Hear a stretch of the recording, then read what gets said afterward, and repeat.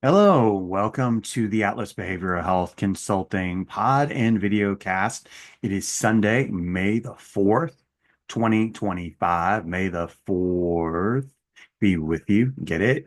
All right. Welcome to the podcast and video channel for this week. And before we get started, I would love to encourage you all to press that like button, press that button that says subscribe if you're watching us on YouTube here. A lot of the folks that watch and listen to this channel are not subscribed, and I encourage you, if you want more content, more expansive content, more guests, things like that, we're going to need to make this thing grow, and we need your help to do so. So if you don't mind, please go ahead, hit that like, please subscribe, and let's get on with the show for today. So, welcome again. I'm so glad you're here. Whether or not you're starting the soon to be week ahead with purpose and intention, or just taking a peaceful stop and pause to the weekend or the week ahead, I welcome you here. But let me ask you something. Have you ever asked a question that shut someone down instead of opening them up? Or maybe there was a moment of emotion, and before the person could speak, you filled the silence. And just like that, the moment passed. Now, today we are talking about how to keep those doors open. We're going to dive into two of the most powerful tools in intentional empathy, which are discovery questions and purposeful silence. These tools aren't just helpful, they're transformational, and they're backed up by real brain science. If you want your conversations to feel less forced and more real, you are in the right place today. So let's start this thing off here. What are discovery questions? Discovery questions are open-ended, empathy-first prompts that help people name what they're experiencing and imagine what could come next. These questions always begin with what or how, but never why. Here are the key distinctions here. What questions help people surface the problem or emotion? How questions help people explore solutions or next steps? Here are some examples. What's been the hardest part about this for you? What happened that left you feeling this way? How examples? How would you like to move forward? How can I support you right now? Why does this work? Well, it encourages reflection and ownership without judgment, and it promotes collaboration rather than fierce control. It maintains autonomy. The key principles in intentional empathy here are the idea that we have curiosity as opposed to assuming things. We have exploration over trying to fix the problem. I imagine all of you at some point or another having encountered a situation where the other person who is talking to us, to you, is just simply wanting to be heard, which is the number one step. They don't want you to try to fix the problem for them. They don't want you to try to control the situation for them. They just want to be heard and understood. So the idea here with discovery questions is you discover the issues and concerns and problems with the what questions, and you start looking for solutions with the person with how questions. The idea also, furthermore, as a principle of intentional empathy, is safety over urgency. Unless it's an emergency, you can take time and help the person that you're talking with, that you're listening to, that you're trying to support, whether it be at home or at work, with safety and concern and unconditional positive regard. A word on why questions and why we want to avoid the word why. I can do a whole entire video about this, but to make it really short and sweet, why questions can unintentionally sound accusatory and make people defensive. When people are defensive, they're less likely to open up. Why did you do that? We probably heard that when we were kids, when we accidentally did something, or we purposely even maybe did something we weren't supposed to do. We became conditioned to hear the word, why did you do that?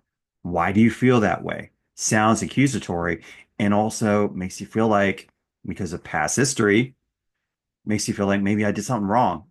We steer away from the word why when we're asking questions about what is happening and what's going on.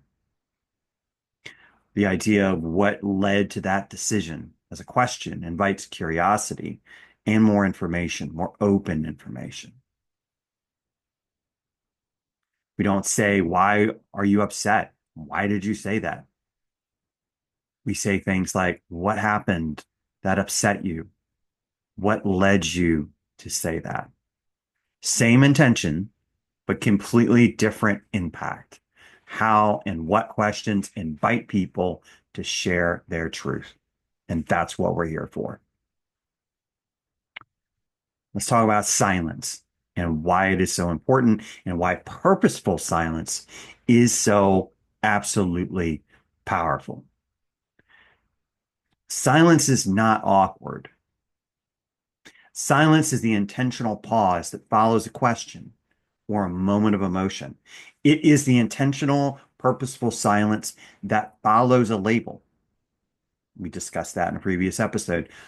Follows a how or what or a discovery question. It encourages the brain to construct emotions safely. Again, this is coming from Dr. Barrett's theories about how emotions are constructed. It gives the person time for that construct to happen for the other person. It signals to the speaker, I'm not rushing you. Take your time. It is also furthermore grounded in the 55-38-7 rule.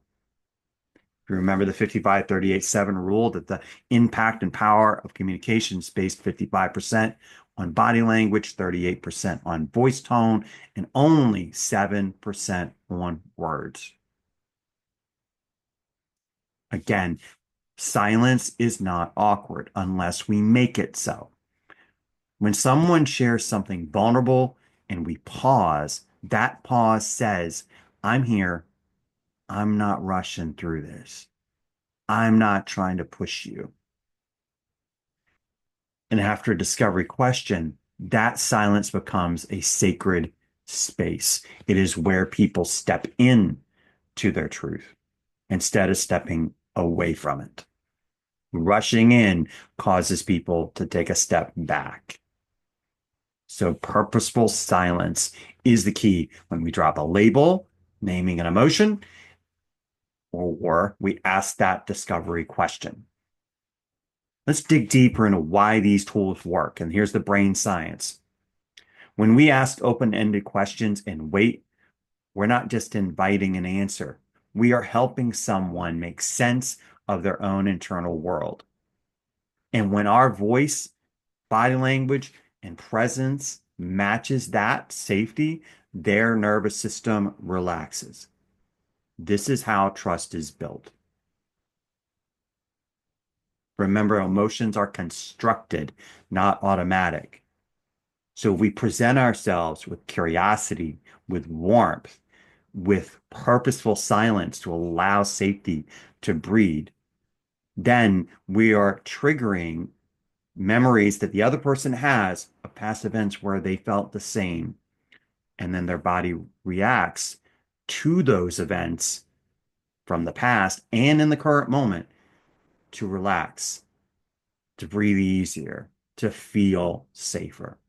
And that's why these tools are harbored and grounded in the brain science and they work. Let's talk about real life examples real quick. Let's start with everyone, most everyone probably that's watching or listening to this, and that's with a parenting example.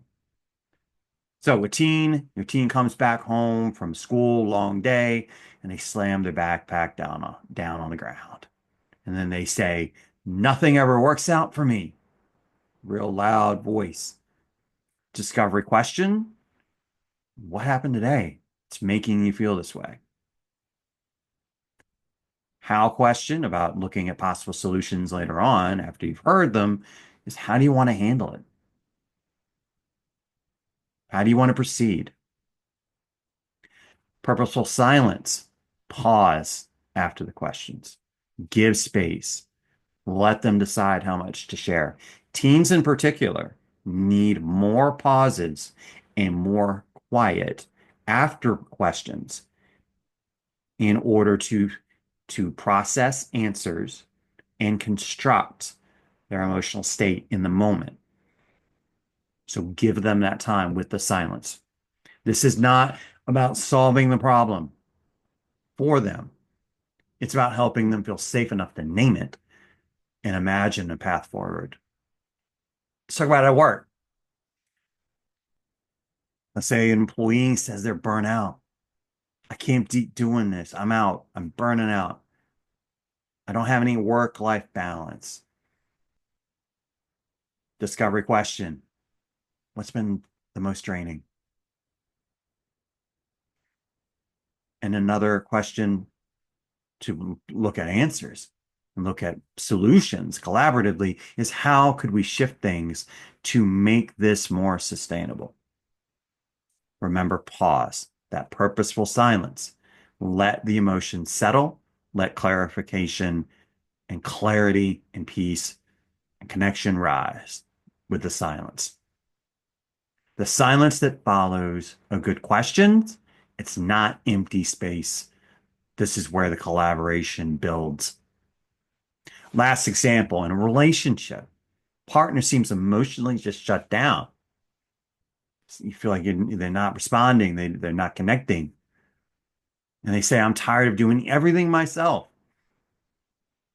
Discovery questions to look at what the issue might be would be, what's feeling the heaviest right now for you?